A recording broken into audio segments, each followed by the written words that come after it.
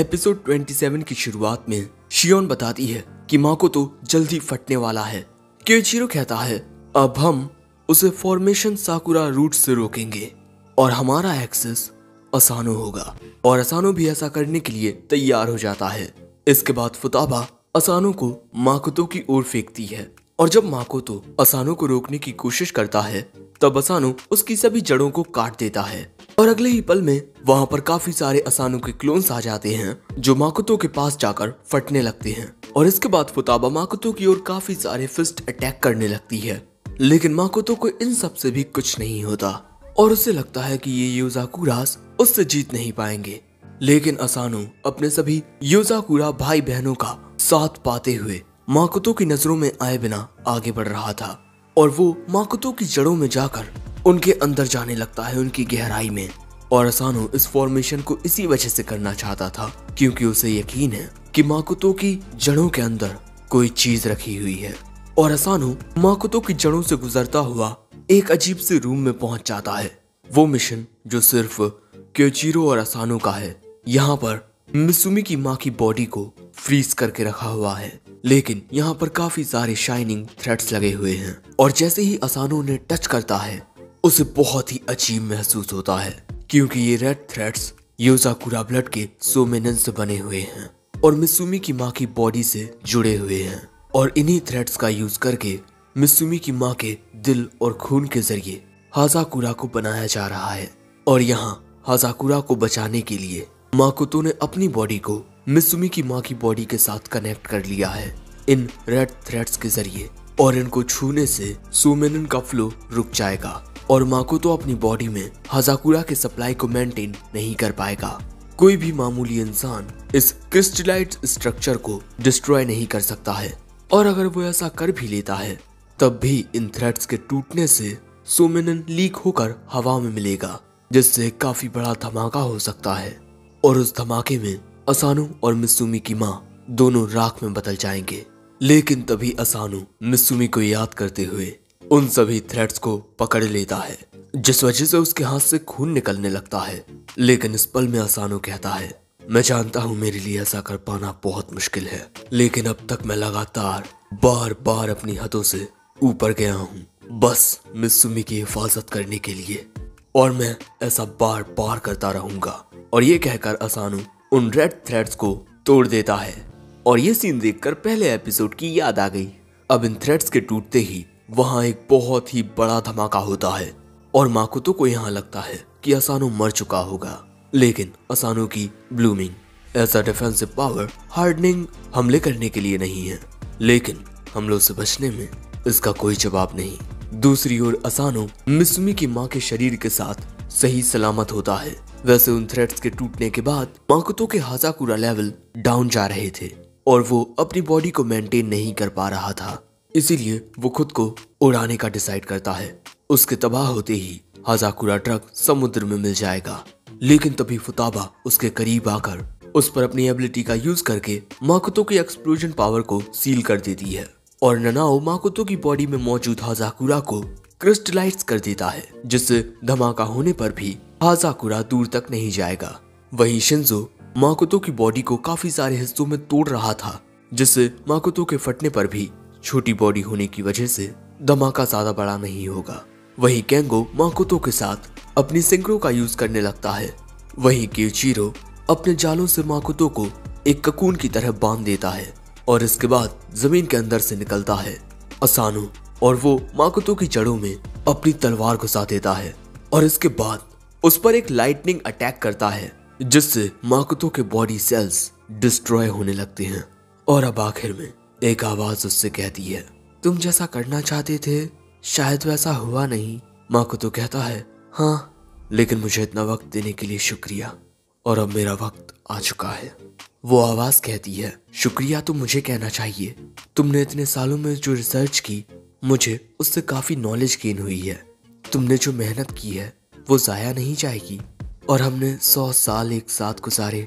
बहुत कम वक्त था लेकिन काफी खुशनुमा था, उसके लिए शुक्रिया और गुड बाय मिस्टर माकोतो। और दोस्तों इसी तरह माकोतो का अंत होता है।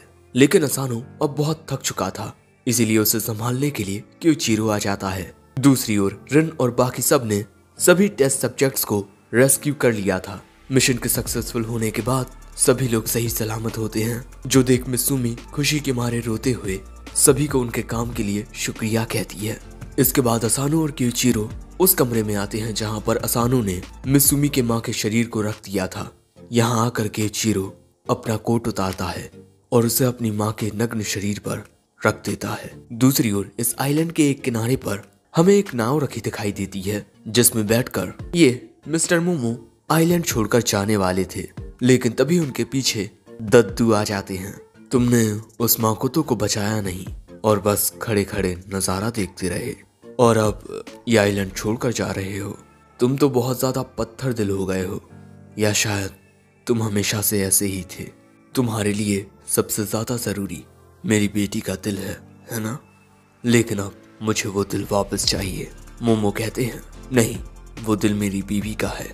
अब ये सुन दद्दू अपनी गन निकाल लेते हैं और इसके बाद एक पावरफुल बुलेट शूट करते हैं, और जब ये बुलेट मिस्टर मोमो में लगती है तब पीछे का पहाड़ ही उस बुलेट के प्रेशर की वजह से उड़ जाता है और बहुत तेज तूफानी हवाएं चलने लगती हैं। लेकिन हम देखते हैं कि मिस्टर मोमो उस बुलेट को अपने हाथ से सिर्फ रोक ही नहीं लेते, उसे अपने हाथ में सोख भी लेते हैं, यानी कि उनकी ब्लूमिंग भी बहुत ज्यादा खतरनाक है। और इसके बाद वो पत्तों की तरह वहां से गायब होने लगते हैं और पूरी तरह से गायब हो जाते हैं। वैसे इस स्केलेटन आइलैंड पर तेनपोपो और हाजाकुरा का अंत हो चुका है शायद, और माकोतो ने बहुत सारे अपराध किए हैं, इसीलिए उसकी सजा सारी ऑर्गेनाइजेशंस सब मिलकर तय करेंगी, और उसके जो भी साथी थे उन पर हर एक ऑर्गेनाइजेशन अपनी अपनी नजर रखेगी। वैसे इसके बाद हम देखते हैं कि मित्सुमी को काम करते हुए सुबह के 5 बज जाते हैं। वो सारी रात काम करती रही और इसके बाद मित्सुमी घर के पीछे वाले गार्डन में आती है, जहां पर वो अपनी माँ की कब्र के पास असानो को देखती है जो घास पटा रहा था। तभी मित्सुमी असानो को जाकर डराती है, लेकिन असानो ने उसे 100 मीटर दूर से ही नोटिस कर लिया था।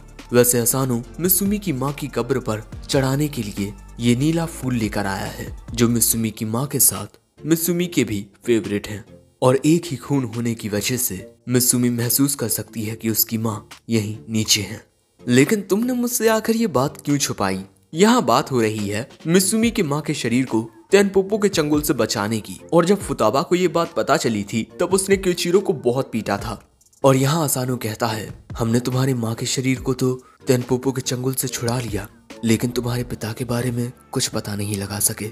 लेकिन मैं वादा करता हूँ मैं तुम्हारे लिए ये भी करूंगा। ये सुन मित्सुमी कहती है, मुझे भी तुम्हारे माता पिता और भाई की कब्र के पास जाकर उनकी आत्मा की शांति के लिए भी प्रार्थना करनी चाहिए। और इसके बाद मित्सुमी असानो के कंधे पर अपना सिर रख के कहती है, शुक्रिया। अब अगले दिन जब असानो सोकर जागता है तब वो मित्सुमी को वेडिंग ड्रेस में देखता है। अगले ही पल में केंगो आकर असानो को भी दूल्हे के कपड़े पहना देता है। और इसके अलावा हम देखते हैं कि सभी लोग तैयार थे क्योंकि आज है योसाकुरा स्टाइल वेडिंग रिसेप्शन, और हम देखते हैं कि इस रिसेप्शन में बहुत सारे लोग आए हुए थे। आज मित्सुमी और असानो की शादी होने वाली है, क्योंकि अब तक इन दोनों की सही से प्रॉपर शादी नहीं हुई। और फुताबा यहाँ पर आए सभी मेहमानों का दिल से शुक्रिया अदा करती है।